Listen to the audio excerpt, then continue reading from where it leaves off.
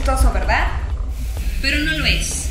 Roncar, lejos de ser divertido o entretenido, es un problema de salud pública que merma la calidad de vida de quien la padece y de los que están a su alrededor. En México, el 35% de la población ronca. La mayoría son jóvenes y adultos mayores. Los principales factores que desencadenan esta enfermedad son la obesidad y sobrepeso. La creencia de que los hombres roncan más que las mujeres es cierta. Cifras de la UNAM revelan que el sexo masculino ronca el doble que las mujeres. Por cada 10 hombres que roncan, 5 mujeres lo hacen. Pero en ambos sexos, la intensidad del ronquido es el mismo.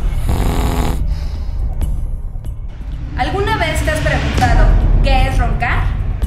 Los especialistas lo definen como un problema de oxigenación que puede producir hipertensión arterial, pulmonar y pérdida de la memoria. Incluso puede acabar con tu relación sentimental. Pero, ¿por qué roncamos? Las respuestas son múltiples. Algunas de ellas son: bajo tono muscular en la garganta y lengua, consumo de algunos medicamentos, desviación del tabique nasal,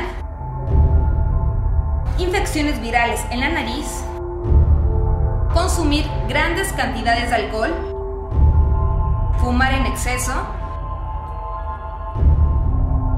llevar una vida sedentaria. Por ello, expertos en salud recomiendan los siguientes consejos para evitar esta incómoda enfermedad. 1. Bajar de peso. 2. Evitar el consumo de alimentos altos en grasa. 3. No tomar café antes de dormir. 4. Disminuir la ingesta de bebidas alcohólicas y refrescos. 5. Hacer ejercicio. 6. Dormir con ropa ligera. Si te sientes familiarizado con esta enfermedad, no dejes de visitar las clínicas especializadas en sueño o visitar a tu